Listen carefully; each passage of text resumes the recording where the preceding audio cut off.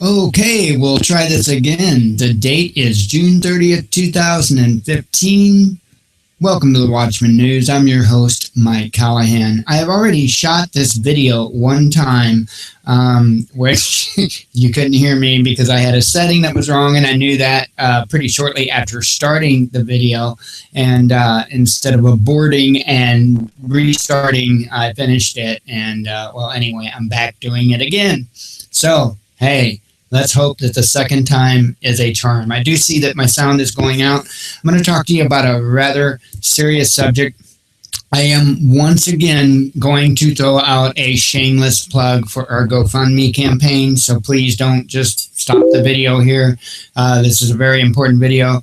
I'm not going to be putting much of a plug. I'm just going to say the link is in the About tab. Please share it. If you can donate $5, $10, $10,000. No, I'm kidding. If you can donate a little bit, please do. But most of all, please share. Just click that little Facebook share, that little Twitter share there, and get us out there, because this kind of directly relates to what I'm going to be talking to you about this news article. And with that, I'm going to start out by letting you watch the video about the subject we'll be discussing. And here you be.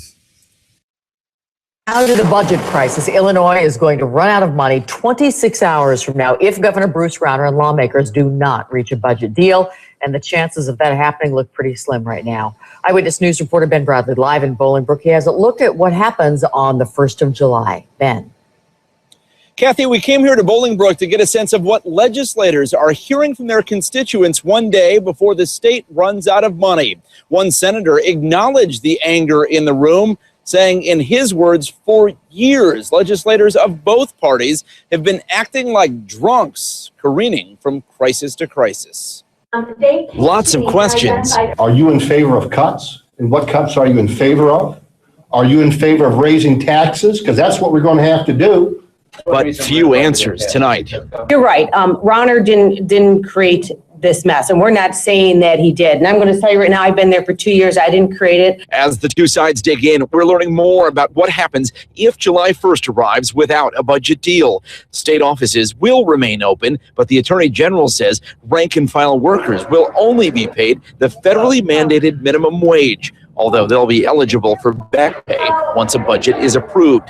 The bigger impact will be felt by those who do business with the state, everyone from social service agencies to construction crews. There will be no new money to pay them. You can't just raise taxes, you need reform as well, and that's really what the governor is pushing for.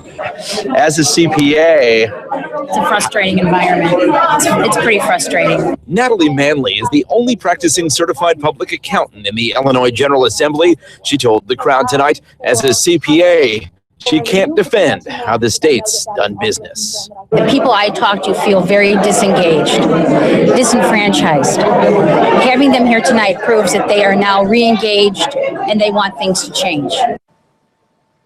No one expects a deal before tomorrow's midnight deadline. No one predicting how long the impasse may last. As far as state workers go, they do have a bit of a buffer because of the lag in payroll. It'll likely be the end of July before they start seeing the hit in their paychecks. We're live in Bolingbrook tonight. Ben Bradley, ABC 7 Eyewitness News. Kathy? Okay, Ben, thank you. And stay with ABC 7 for continuing coverage of the budget crisis. Ben reports live from Springfield tomorrow, starting on our afternoon news at 4. Well, thank you, Ben. So let me take this, okay?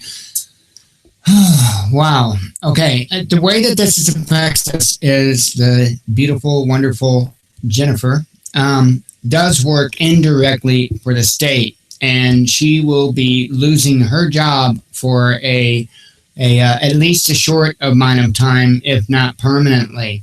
And that's why I brought up our campaign here, because that's what we're doing. That's what we're focused on doing, is helping disabled people. If you didn't know, Jennifer has cerebral palsy, and it's a shame when people want to go to work, right? When they have all the reason in the world to sit at home and collect disability and not go to work and not go above and beyond, so to speak. All this wonderful woman wants to do is work. That's all she wants to do. She wants to make her own way. Okay, so let me get a little off the personal aspect of it, which has me a bit frustrated, and talk about the big picture of this. Okay, so here's the thing. For one, it's extortion, and it should be looked at as extortion. Okay, these state employees and the citizens of the state of Illinois need to be demanding extortion charges against all these involved that are playing this game of politics. Look, let me explain this. These state employees, okay, they set up their lives for their paycheck, just like everybody does. You know, you've got a certain amount of income, so you know you can afford this loan, or you can afford this mortgage, or you can do this, or you can do that. Okay, you don't, you know, if you're making, let me just throw 20, if you're making $20 an hour, right, you don't take out loans, and you don't take out a mortgage, and you don't live your life based on minimum wage. You know, you arrange your life based on what you make, what your income is. So this is going to drastically hurt all these state employees. Now, it doesn't just stop there, because you've got these debtors that had loaned them money. And I'm just giving you an example. Debtors that had loaned them money, okay, they may have to wind up laying off workers because their loans can't be paid. The loans aren't being paid. So, you know, if they're not making money, then they can't pay money out to their employees. You know, it could go as far as different stores, different retailers in the state of Illinois might have to get rid of employees because they can't afford to pay them, because those people that were coming in and buying a little bit extra every day or every week or every month or whatever the case may be won't be able to afford to buy those items. Oh, well, now we've got the people that make those items. So less items bought, less employees are needed. So it's a ripple effect, and all so they can play politics, basically taking away from the people of the state of Illinois. So that's what they're doing. They're trying to play this little game of football back and forth. They're not being hurt. Their wages aren't being threatened. They're just doing just fine. It's sad. It's sad. And yeah, I do have a personal stake in it because someone I love very much is being affected by this.